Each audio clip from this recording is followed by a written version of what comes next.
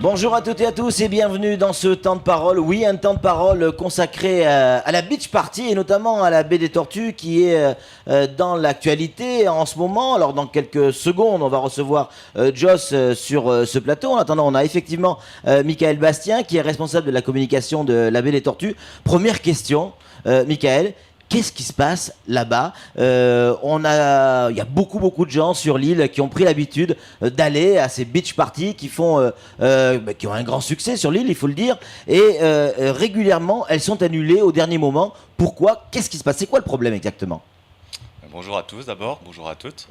En fait, ce qui se passe, c'est qu'on n'a jamais été tout à fait dans les règles. Alors, ce qui s'est passé au mois de juin, c'est qu'on nous a appris que la licence 4 qui appartenait au propriétaire de la baie des Tortues, elle ne devait pas être au nom du propriétaire mais au nom du gérant. C'est-à-dire que Joss devait être le propriétaire de cette licence 4. D'accord. Donc à partir de ce moment-là, on a voulu se mettre aux normes. Donc Joss a voulu faire cette formation à La Réunion pour pouvoir bénéficier de cette licence 4, ce qu'il a fait. On a ensuite constitué un dossier en bonne et due forme pour pouvoir prétendre jouir de cette licence 4. Et donc, on pensait qu'on avait fait toutes les démarches nécessaires. Et au dernier moment, donc samedi matin, alors que tout était prêt sur le site, qu'on attendait tout le monde, on nous a informé qu'on ne pouvait pas jouir de cette licence 4. Donc, à partir de ce moment-là, on a pris la décision d'annuler cette beach party encore une fois.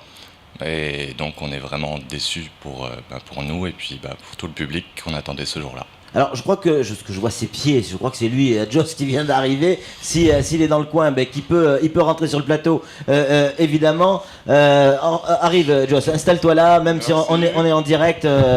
Voilà, il n'y a pas de problème. Ça va Joss ? Ça va très bien. Bon, un peu de bouchon ce matin ou quoi ? Un tout petit peu, mais ça va. Donc, Michael vient de nous expliquer effectivement la problématique, mais il y a quand même une bonne nouvelle qui vient d'arriver. C'est-à-dire que cette fameuse licence 4 qui vous permet maintenant de pouvoir faire cette beach party, vous l'avez.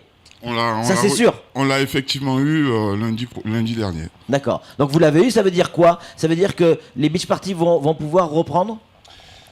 Ça veut dire qu'en fait, le dernier papier, comme Michael a très bien expliqué tout à l'heure, le dernier papier en fait que la préfecture me demandait, c'était une formation à La Réunion que j'ai effectuée donc le mois dernier et qui m'a permis de pouvoir obtenir cette licence 4. Alors, Michael, vous le disiez tout à l'heure, on n'était pas dans les clous. Vous le saviez que vous n'étiez pas dans les clous ? Que vous organisiez des soirées sans licence 4 ? C'est tout simplement interdit ? Non, on ne le savait pas. En fait, on savait qu'on avait une licence 4, mais on ne savait pas qu'elle devait être au nom du gérant. Et donc, on pensait, là aussi, peut-être un peu naïvement, être dans les clous. Et donc, on nous a informé au dernier moment aussi qu'on ne l'était pas tout à fait. Donc à partir de ce moment-là, on a voulu se mettre complètement dans les clous. On a fait toutes les démarches nécessaires parce qu'on estime que c'est normal, c'est pour le bien de tout le monde qu'on met ces normes en place. Donc voilà, on a voulu faire en sorte que tout se passe dans les règles et cette fois-ci, pour le 17 août, on pensait vraiment qu'on avait fait tout ce qu'il fallait.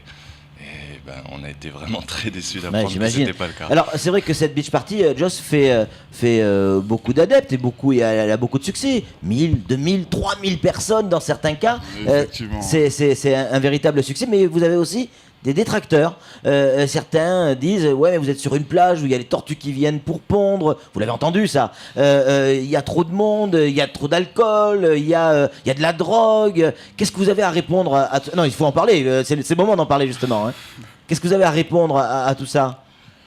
Notamment sur les tortues. Alors sur les tortues, effectivement, ça fait 2 ans que j'exploite ce site de la baie des Tortues et je ne vais pas nier que j'ai déjà vu pondre, bien sûr, des tortues sur cette plage.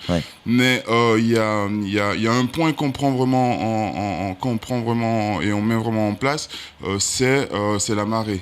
Ouais. Lorsque bien sûr on organise ces soirées-là, le premier point qu'on regarde, c'est vraiment la hauteur des marées. Sinon, on ne pourrait vraiment pas pouvoir utiliser cette plage, quoi. Oui, c'est clair.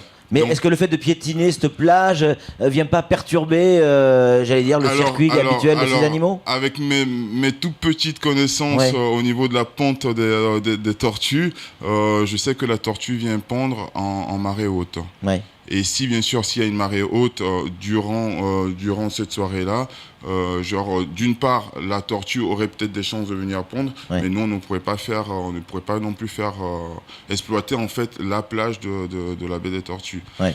Donc j'estime que on est dans un bon créneau aussi pour pouvoir organiser une soirée directement sur la plage, parce qu'on utilise vraiment la marée basse, et laisser la tortue pondre lorsque la marée est montante. Vous avez le sentiment que c'est plus compliqué à Mayotte de faire des choses qu'ailleurs, à Bali ou ailleurs, parce que des beach parties, il y en a partout dans le monde, et on a le sentiment, quand on vous entend, quand on vous écoute, que ça a l'air un peu plus compliqué ici? C'est peut-être pas plus compliqué ici qu'ailleurs en métropole ou dans les autres territoires d'outre-mer. Ouais. Mais en tout cas, les choses ici bougent très vite. On essaie de rattraper le retard accumulé depuis un moment. Ouais. Donc forcément, ça va peut-être un peu vite et ça manque peut-être un peu de souplesse parfois pour nous laisser travailler. Mais on comprend tout à fait qu'il faut qu'on se mette aux normes et que tous les établissements sur l'île doivent se mettre aux normes, doivent faire attention à la législation. Il n'y a pas de souci. Vous avez un discours très très diplomatique, hein. Attention de ne pas vexer qui que ce soit. Oui, c'est vrai, effectivement. Quand on vous entend hors antenne, notamment Joss, on en a parlé, un peu plus remonté, c'est clair. Ben là, oui, un peu plus remonté, parce que maintenant ça fait quand même un an qu'on exploite et on a créé cet événement-là. Ouais. Et c'est quand même notre petit bébé maintenant à l'heure actuelle. Et puis, et au vu du public aussi qui nous suit, on n'a pas envie non plus de baisser les bras, quoi. Ouais. S'il n'y a plus la beach party, l'exploitation, la baie des Tortues est en porte-à-faux? L'exploitation est en porte-à-faux, effectivement. Ouais. Il y a vraiment un point financier, un point économique, je dirais, en tout cas dans le sud de l'île. Et la beach party amène quand même son petit grain de sable, de quelque chose qui fait que on arrive, et pas uniquement la baie des Tortues, mais des structures aussi autour, dans le sud, qui vivent en tout cas le premier samedi du mois grâce à la beach party, quoi. Alors on va en reparler dans quelques instants, mais en attendant, il y a Samuel Bocher, le rédacteur en chef de France Mayotte Matin, qui a une question à vous poser, messieurs. Oui, on parle de licence 4, ok, je comprends. Y a-t-il pas d'autres problèmes, notamment dérogation d'ouverture tardive, aussi dérogation, autorisation préfectorale pour les parkings des voitures sur la voie publique, tout simplement? Ça aussi, ce sont des documents administratifs qui sont nécessaires, qui peuvent poser problème pour un tel événement? Effectivement, oui, mais lorsqu'on a eu énormément de monde au mois de novembre dernier, on a sollicité l'aide de la police municipale au niveau du parking. Là, ça n'a pas non plus été très convaincant. Ouais. Donc on a dû vraiment s'adapter pour pouvoir en effet essayer de pallier à tous ces petits problèmes-là que l'on crée, bien sûr, puisqu'on est à la tête de cet événement. Donc on essaye de pallier à tous ces problèmes, mais j'estime qu'aujourd'hui on aurait vraiment peut-être besoin d'un petit coup de pouce, quoi. Ouais. Vous attendiez à un tel succès? Pas du tout. Non? En tout cas, on a tout fait pour qu'il arrive. Hein. Oui, évidemment. Mais à ce stade-là, parce que quand il y a 3000 personnes qui arrivent pour une soirée, c'est pas tous les jours à Mayotte non plus, hein. C'est vrai. Oui, c'est sûr. Lorsqu'on se dit qu'on a démarré les soirées à 70 personnes, et aujourd'hui on se retrouve à des milliers de personnes, on est les premiers étonnés, hein, de cette ampleur-là. Donc là aujourd'hui vous nous dites que vous êtes dans les règles, ça y est, c'est sûr, vous avez tout. Ça veut dire que la prochaine beach party aura véritablement lieu? En tout cas, à notre connaissance, on est en règle. Maintenant, s'il y a encore des choses à revoir, je dirais, on demande en fait à ce qu'on nous dise si on est vraiment dans les règles. Si c'est pas le cas, on va travailler encore pour se mettre dans les règles. Et pourquoi vous ne faites pas des réunions carrément avec la préfecture pour pouvoir mettre à plat une bonne fois pour toutes tout ce qu'il vous faut? On aimerait bien. Et on en a déjà fait. Oui. Et notamment, je crois que vous avez fait des réunions avec le directeur de cabinet. Oui, on a vu en fait Non, pas du tout. 2h du matin. Non, dans son bureau. Dans son bureau, j'ai eu à le rencontrer plusieurs fois. Ouais, c'est ça. Pour nous accompagner et nous aider, bien sûr, à pouvoir et vous sentez la préfecture amener à bien cet événement. Et vous les sentez avoir envie de vous aider, de développer, de vous mettre dans les règles?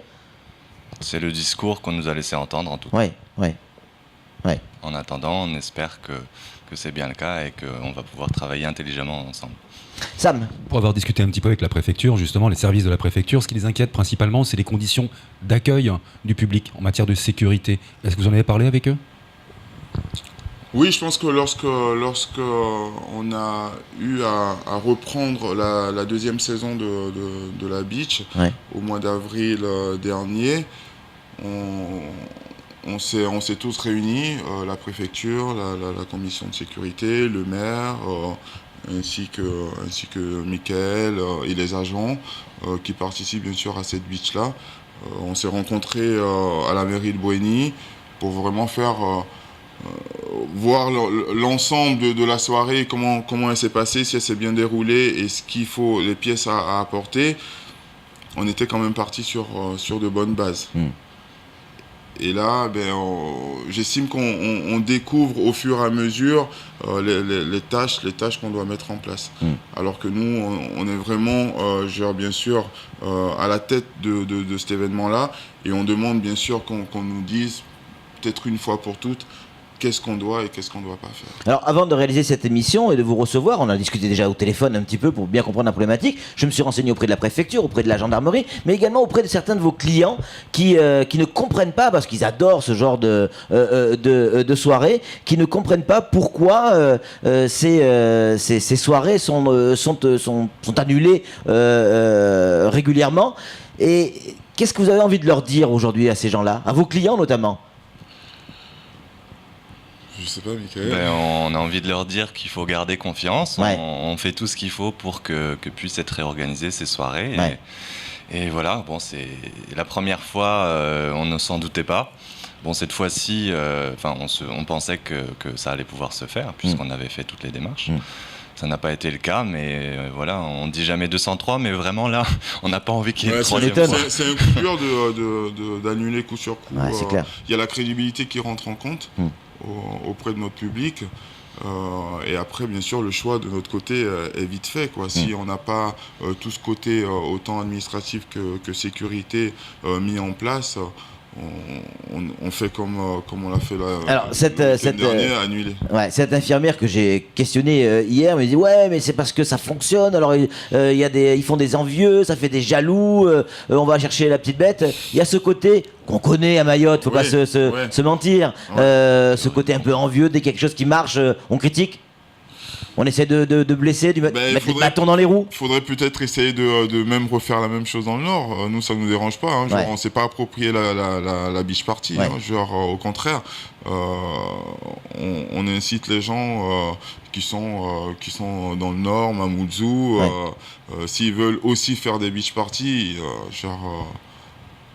pas de souci pour... Alors, le message, il nous reste 1 minute. Le message est très clair de la part de la préfecture et notamment de la gendarmerie. Il n'y a pas de problème pour faire des beach parties à partir du moment où les gens sont dans les règles. Il y a des règles à respecter. À partir du moment où elles sont respectées, il n'y aura aucun problème. Voilà ce qu'on nous a dit hier. Charge à vous maintenant de vous mettre dans les règles pour que tout votre public, parce que Dieu sait qu'ils sont nombreux et de plus en plus nombreux, puissent être satisfaits pour ce genre de soirée. Merci beaucoup, messieurs, d'être venus sur le plateau. Merci. Nous on se retrouve très très vite pour un nouveau numéro de Temps de Parole.